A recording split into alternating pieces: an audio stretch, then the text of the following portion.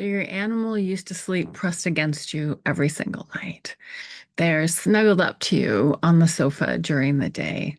And lately, they don't. Maybe they're sleeping on the sofa while you're in bed. Maybe they're on the floor. Maybe they're actually in another room entirely. And if they're aging ill or starting to move through their end of life journey, I know exactly what that does to your heart. Because a small, quiet voice starts up. Do they not want me anymore? Have I done something? Are they pulling away from me? And I want to talk to you about this today because I'm living this right now. My animals have always had a choice of where they sleep. They know they're welcome with me, and most nights they sleep with me. But now my cat, CeeLo, is 13, and I see his subtle signs in his slow decline with his illness. And lately, he's starting to choose different places to sleep the night. He's now sleeping some full nights out on the sofa in the living room. And other times he starts out there, and when I wake up in the morning, I find him beside me, and because he's come in the small hours, and I didn't even know he did that. He also makes changes during the day. He lays near me when I'm working out. He follows me a little bit more room to room, and he wants his pets, and he'll choose it when he wants his cuddles.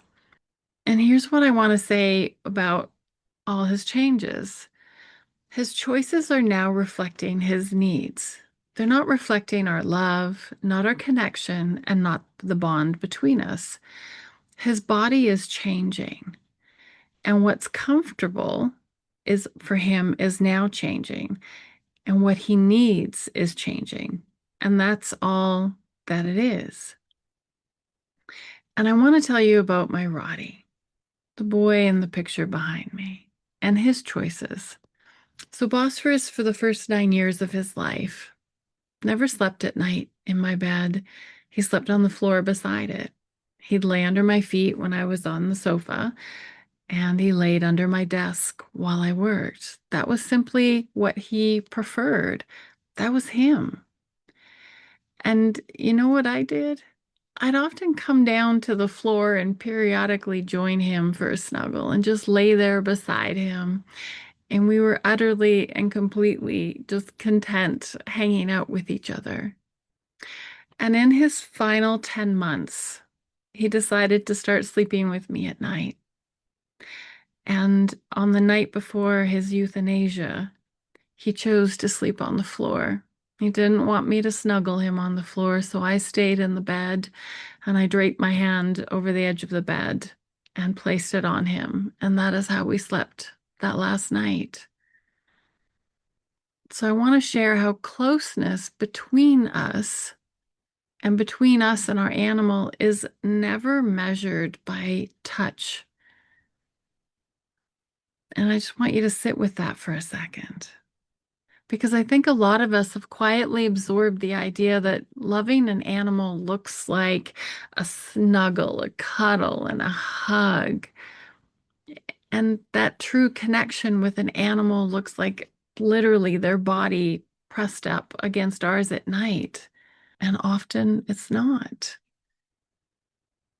Now, if your animal is one of the snuggle bugs, as I call them, because I've had a few in my life, and they're curled up against you every single night. They love to be snuggled and cuddled and hugged. That's great. Don't change a thing. That's your relationship.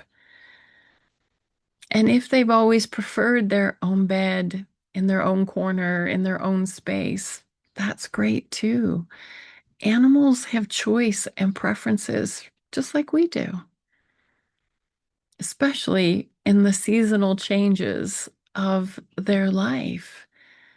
And if you're noticing now in your relationship that they're changing right now with this season that they're in of aging or illness and end of life, and that they're moving away from you, needing different things than they used to, I just want you to know that this is not in any way a withdrawal of their love.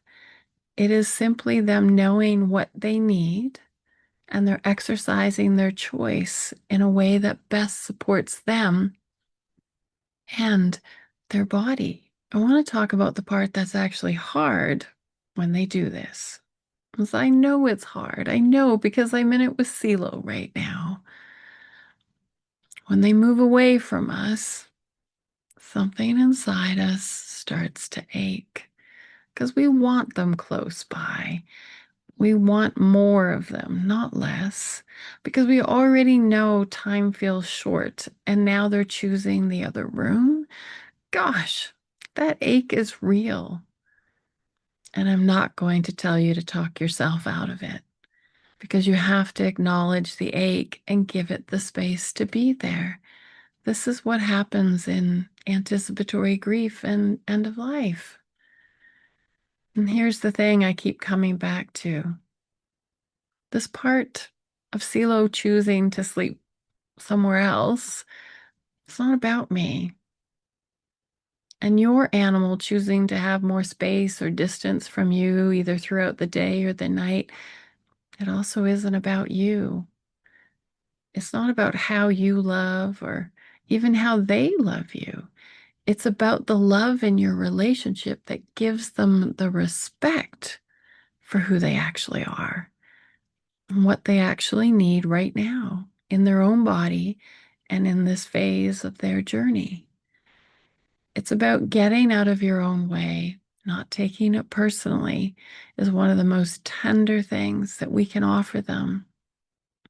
Because this doesn't mean that the cuddles and snuggles won't ever happen again, because CeeLo chooses when he wants to snuggle with me during the day. Man, do I soak up those moments because I don't know when the next one's coming.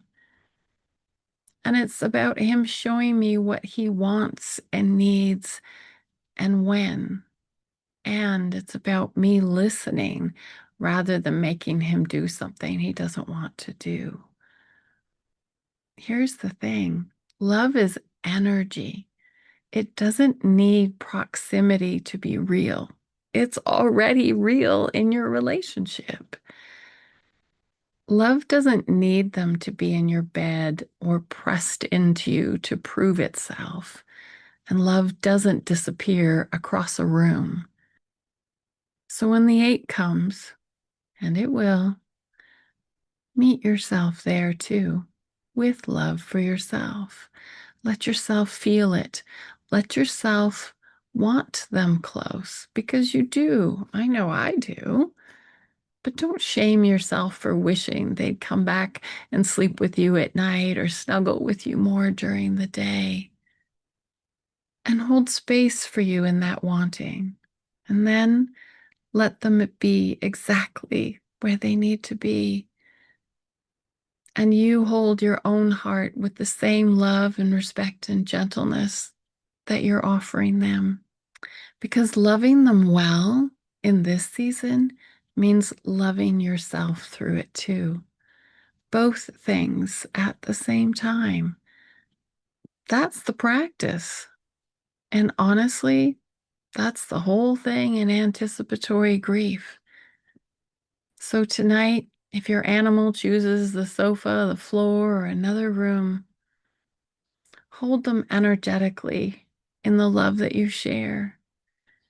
And then put a hand on your own heart because you're doing something hard and you're also doing it out of love for them. This is a time of change and learning to be with the reality of the changes. If this landed for you, I put out new videos every Tuesday for people walking this journey with their animals.